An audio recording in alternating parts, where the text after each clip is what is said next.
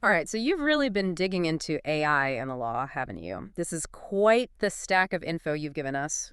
Articles, book excerpts, even a hypothetical court case.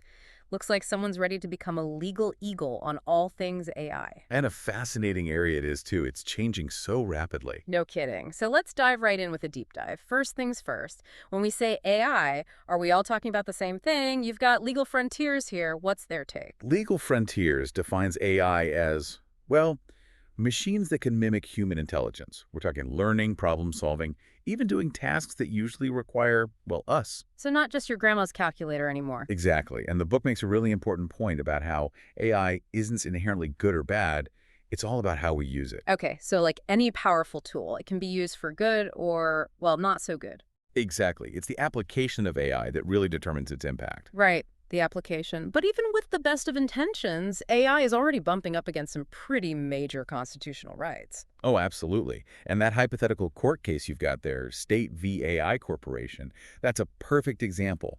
Facial recognition, using biometrics, is forcing us to take a fresh look at the Fourth Amendment, specifically unreasonable search and seizure. Wow, okay. So walk me through this case. How does it all play out? Okay, so picture this. They identify a suspect from security footage using, you guessed it, facial recognition. But what if the system gets it wrong? What if the algorithm misidentifies someone, and that leads to a wrongful arrest? Boom! That's where the whole unreasonable search issue comes in. And this isn't just a Fourth Amendment issue, is it? What about due process under the Fifth Amendment? Bingo. The Fifth Amendment, everyone's right to a fair legal process. When you bring AI into the mix, things get really murky really fast. Imagine being denied parole based on some algorithm's risk assessment. Wouldn't you want to know why that decision was made? How does that line up with your due process rights? It's like being judged by a computer program with no room for, well, a human perspective. It really makes you think, doesn't it? And it's not just theoretical. You've got that age discrimination lawsuit in your research, right? The one with the AI hiring system. That one's fascinating. Yeah, I was just about to bring that up. Talk about AI playing judge and jury. Right. That case really highlights the whole issue of algorithmic bias, a huge concern with AI. Was this system trained on data that was already biased? Because if so, then you're just perpetuating existing biases, even if you don't mean to. That's a scary thought. So even if the AI wasn't explicitly programmed to be discriminatory, it could still end up being, well, discriminatory. Exactly. And that raises the question, who's ultimately responsible for dealing with that bias? Is it the company using the AI, the developers who created it in the first place? This case could have major implications for how AI is used in employment going forward. It's like we're opening a Pandora's box of legal issues here, Huh. and we're just getting started. AI isn't just about constitutional law, is it? It's shaking things up in practically every area of the legal world. Oh, absolutely. Remember tort law.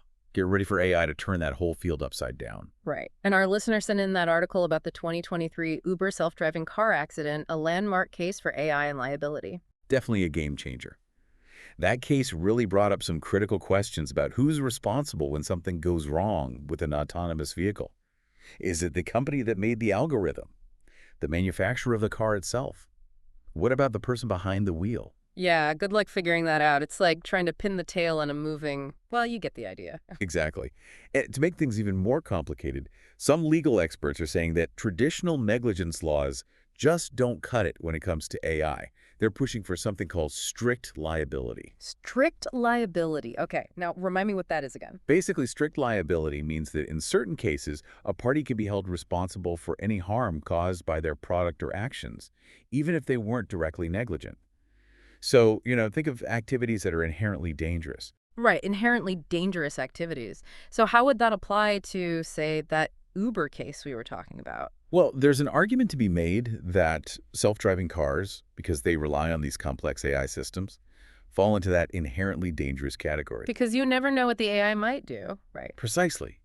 The argument is that there's so much potential for things to go wrong in ways we might not even be able to predict that we need a different standard of liability. So even if a company like Uber does everything by the book, takes all the precautions, they could still be held liable if their self-driving car crashes, simply because of AI's, well, unpredictable nature. It's definitely a possibility, and one that's being hotly debated right now.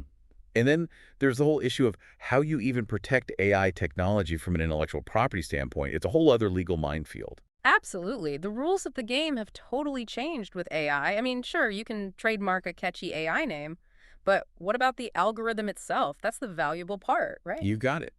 Legal Frontiers talks about how companies are turning to trade secret laws to protect those algorithms, and Hmm. for good reason. Makes sense, right? Those algorithms are like gold, and nobody wants their competitors stealing their secret sauce. Exactly. Yeah. But it's not just about protecting the algorithms. It's also about what they create. Like if an AI generates a piece of art or music, who owns the copyright? The company that owns the AI, the people who developed it. These are the kinds of questions copyright lawyers are grappling with right now. So many new legal questions to figure out. It's like the Wild West of law, isn't it? But AI isn't all about autonomous vehicles and copyright lawsuits, is it?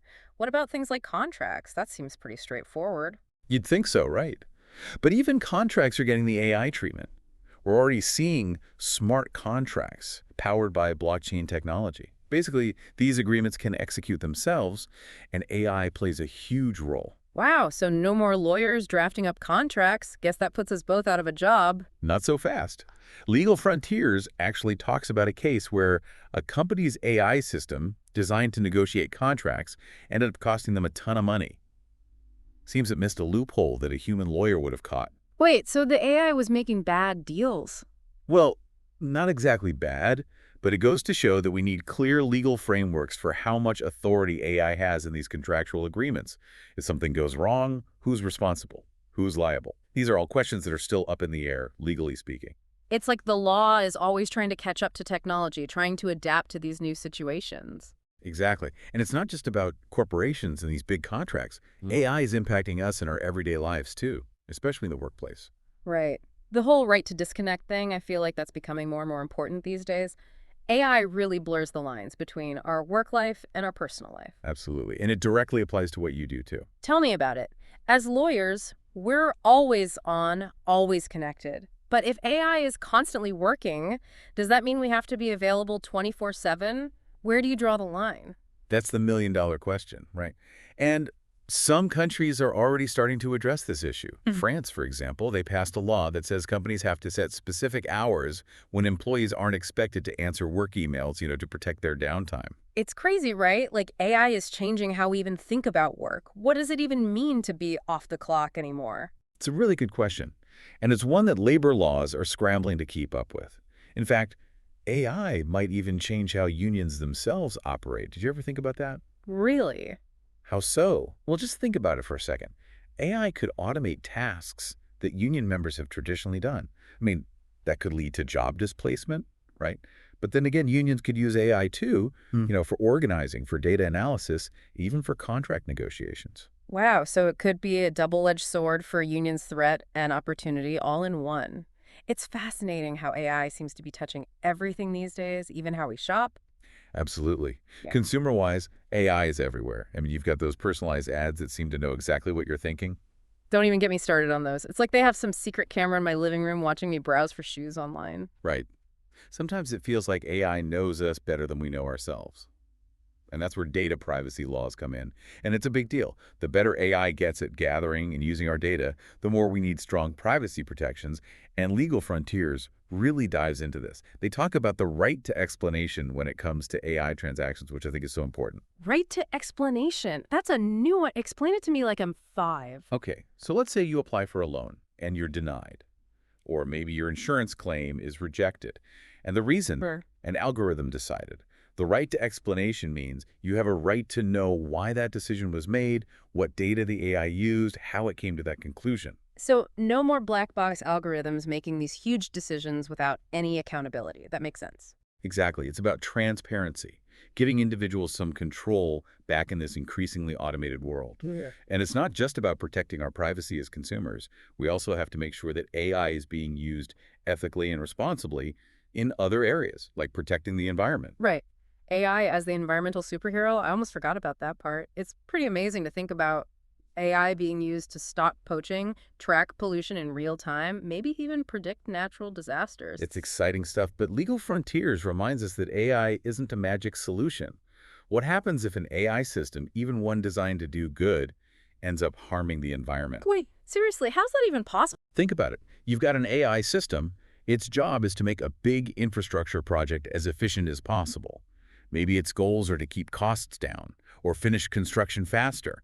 But in trying to do that, it might make decisions that have unintended consequences for, let's say, a local ecosystem. So even with good intentions, things can still go wrong. Exactly.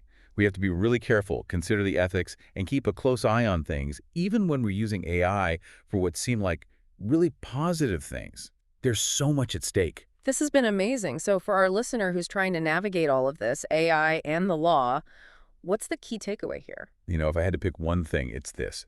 AI and the law, it's constantly evolving. What's legally sound today might be outdated tomorrow.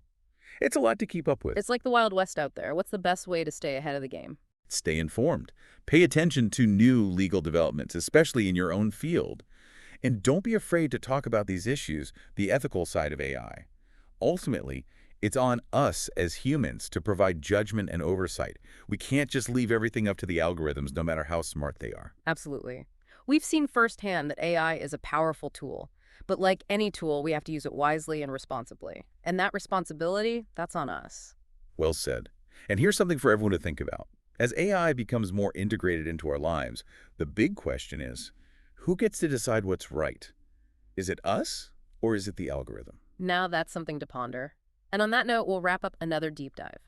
Until next time, keep exploring the world of ideas, and remember, the future is waiting to be shaped.